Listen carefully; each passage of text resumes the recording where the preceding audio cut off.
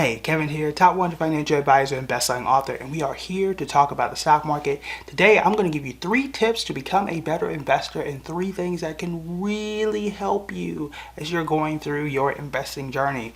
Over the last 12 years, I feel old. I've been doing this for 12 years, and I keep seeing the exact same mistakes, especially for brand new investors. So, I'm gonna help you out. I'm gonna help you out for free within 10 minutes of a YouTube video. All right, so let's go ahead and get to it. The first thing is you gotta read. Now, you may be sitting here and look at me with a straight face and say, well, duh, reading is essential.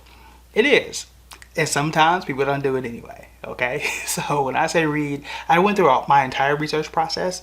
You can go back and check that video out. It's really simple. It's really simple. But when I say read, whether it's on Public, whether it's on Robinhood, or whatever app you're using, go back and read like the last 3 to 5 articles just to see what's going on with the company and so that you know what you're getting yourself into. The reason why I say that is because I see new investors hop into stuff and it's, oh my God, I'm losing money, what's going on?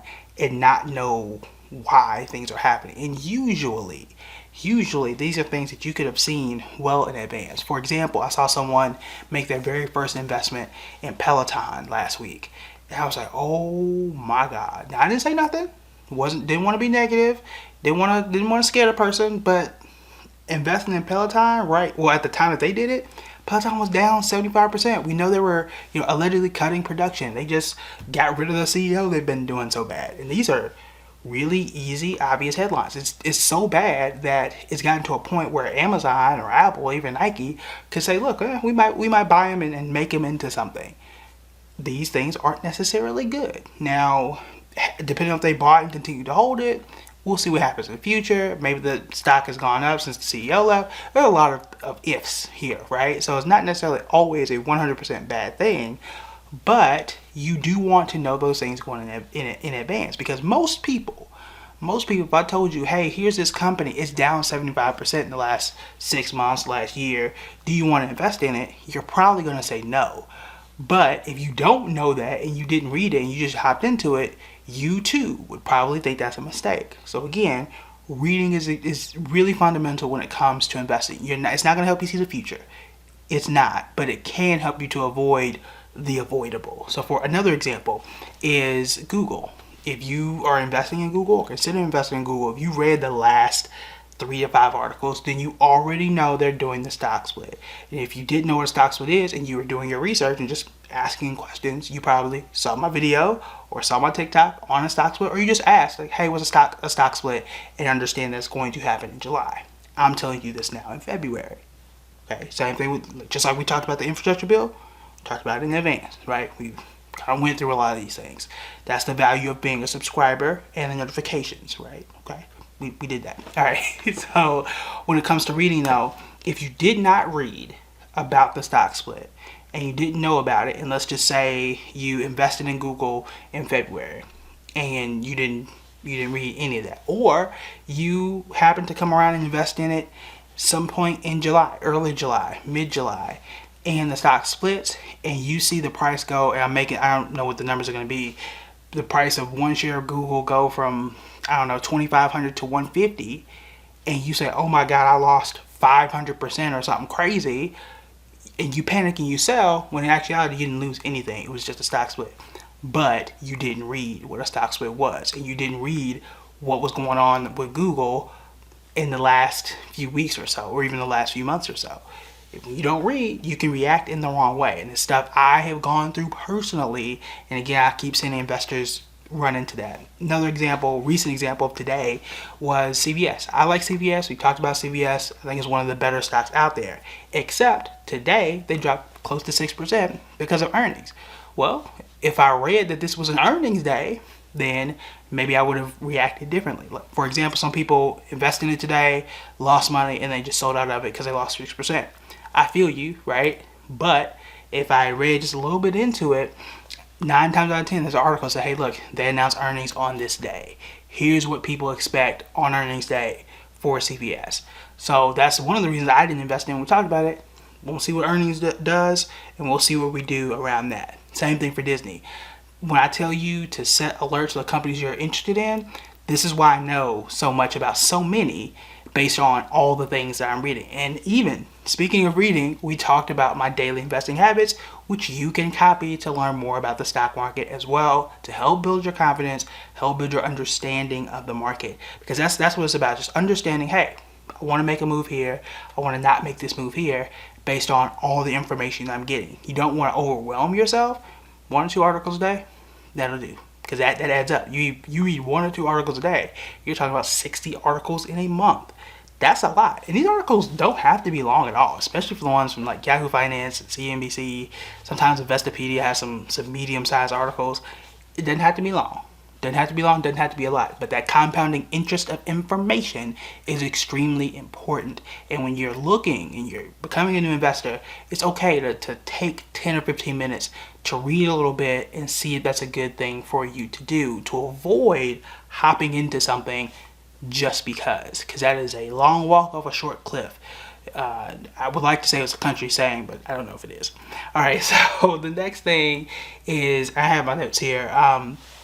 You want to have a price target or a time target. And this is something I've talked about before. But for me, all right, so real life example, I think CVS is like $104 a share right now after that big drop. I like CVS. I still think CVS is a good company. I want to go and read and see how bad earnings were, or did people overreact.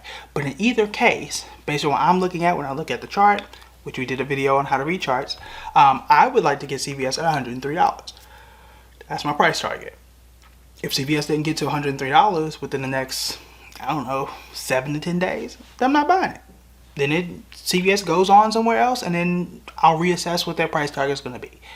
That is my goal. Instead of just hopping in things just because it's in, just because you want to hop into it, or it's down, let me go and buy it. For example, someone had brought up PayPal. PayPal was down 20%. Netflix was down 20% in a day. Should I get it? Was that the price you wanted to get it at? Because if so, then yeah. If not, what's stopping it from growing further? Right? What is the goal here? What is the logic here? Now, the reason I want to get CVS at $103 because based on the chart, it seems as if that seems to be like, I'm not going to call it a magic number. That's where the resistance is where the stock starts to bounce off and continue to go forward. That may or may not be true because I don't have a crystal ball. However, I'm not going to find out unless CVS gets to $103 a share. If it doesn't, then I just let it go. That's a part of being a disciplined trader. Another example is a bank that I like, Signature Bank, ticker symbol SBNY. I have been secretly talking, well, not secretly, because my students know that this is a company that I like. I've been really just trying to find the right spot to get into. It's done quite well. However, right now it's at like $340 a share. I want to get it at $323. It hadn't gotten there. So until it does, I won't be buying, or I'll need to readjust that price target after some time, right? The point is to have a goal here. I'm not just hopping in it to hop into it. I need the stock to come to me. Or the other part, if you're not into charts and trading and all that kind of stuff, which you don't have to be, you can take the long-term approach. I do both. I do more of this approach I'm about to tell you now, is having that time target. I buy and hold for 6 months, and I reevaluate. Reevaluate doesn't always mean sell, okay? It's just, you've had 6 months to grow. I've given you plenty of time. Let's see if it has grown, or is there something wrong with the market, or is there something wrong with the stock? And we'll reassess how we feel. There have been plenty of companies where Target, Capital One, didn't do what I needed to do, but I gave them an extra year, or really an extra 6 months to make a full year. Companies like Adobe, I've had for a year plus. So it really depends on how the market is doing, how those companies do. But again, the process is buy and hold until this time, see if it worked or if it didn't work. Now, I think six months should be your minimum to do that, and then you can go as far out as you want. But that's my choice based on what I read, right? Going back to reading and what the research says. And then if you don't want to do that, you can be more of a price target type of person. Say, look, if it comes down to this price, this is what I'm going to get it at, because I think based on what I've seen, it can go to X price higher. Those two things, either or, can be very powerful for you because you're not just reacting, where it's like, oh, it just fell, boom, I'll buy it for no reason. Or, not reading, don't really know at what price you want to get it at, you're just buying it for no reason. That's not what you want to do. Now, if you're dollar cost averaging, this is a bit different, right? You can buy it at whatever price, knowing that you're going to hold it for a year, knowing that you're going to hold it for a year and a half, knowing that you're going to hold it for 6 months, whatever that time target is. But that's going to help you to give yourself clarity and a goal. Because another question that everybody asks, but especially new investors, is, well, when do I sell? How do I know when to just cut bait and say, look, I tried it. I thought the company was going to do well. It didn't do well. I got to let it go. That time target is a good way to do that, as well as that price target. I've talked about this when we labored it over and over again. Square, PayPal, Roku, these are great examples where, I thought when I bought it that I'm making a price here, $250, and that was going to be it. Then it was at $320. I looked right, and then it fell and continued to fall, and it was like $100 a share not too long ago.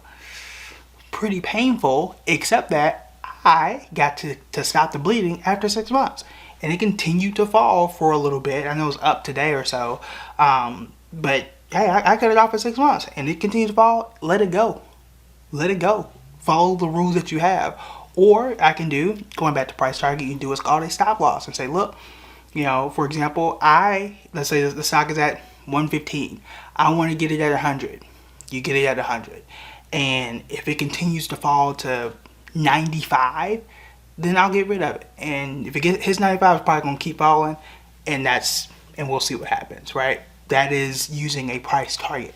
So either price or time, you need to use one of those to help, really execute your investing strategy. Either one works. I think time is easier because trying to find a price based on a chart is really hard to do.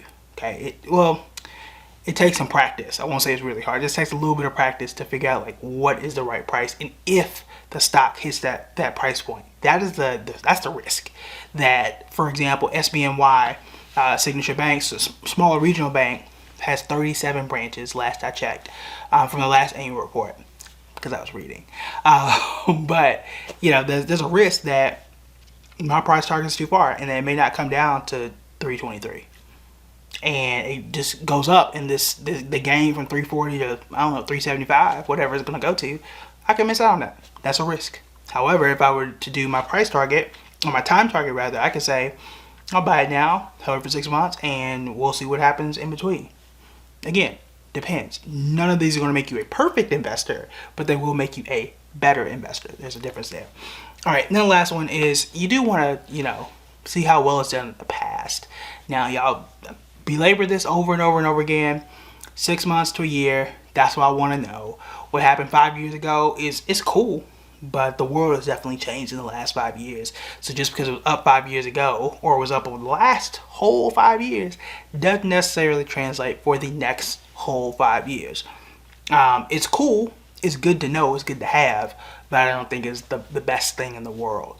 I want to see if you have momentum. If you've done well in the last 6 months, chances are, while it is not a guarantee, chances are you'll probably do well the next 6 months. Same thing for a year, but it's not a guarantee.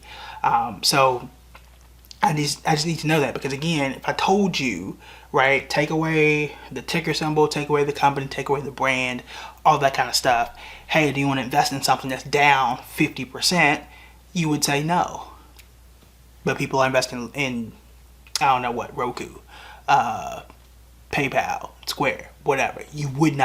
Most of you would not do that, but people are, right? So these three things together can make you a much better investor, a more improved investor, a more prudent investor, an investor that has that's picky, right? Which you should be at times. You're not looking for perfection, you're looking for progress, and these three things can help you. So make sure that you are reading, understand what's going on, be aware of events like stock splits or earnings. Just know it. You don't have to memorize it. You just, hey, this is what's happening, right? We've talked about how Disney is looking into the metaverse. We've talked about how, the economy is moving towards maybe a little bit more defensive, maybe healthcare stocks, consumer staples, dividends, REITs. We talked about those things. So knowing these things, because you're reading, is going to help you to choose better investments.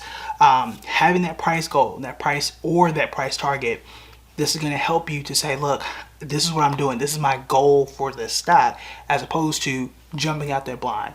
And then knowing what's happened in the recent past can just help you to understand, like, hey, is this a good idea? Would I really do this if it weren't for insert shiny logo, right? And that's the thing that people like, oh, I just love the product. I love my Peloton. I'm going to buy it anyway.